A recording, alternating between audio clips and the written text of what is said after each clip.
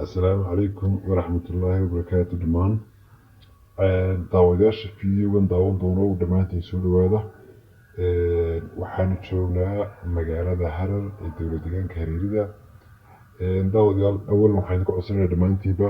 inaad si xushmad leh aad fiidiyowga subscribe u saartaan like u saartaan intii hore nala joogtay waad mahadsantihiin dhammaantiin soo dhawaada mar labaad qaarka badan oo cusub oo nagu soo biiri doono idinkuna soo dhawaada waa video gaaban oo ka duubnay bartamaha magaalada Harar ee dowlad deegaanka Hareerida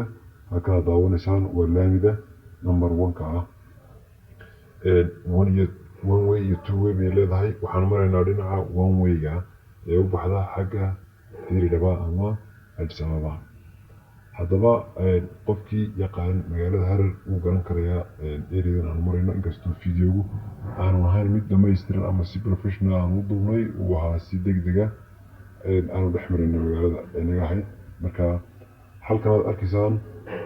qofkii yaqaano reer Harar uu garan karayaa waa bartamaha magaalada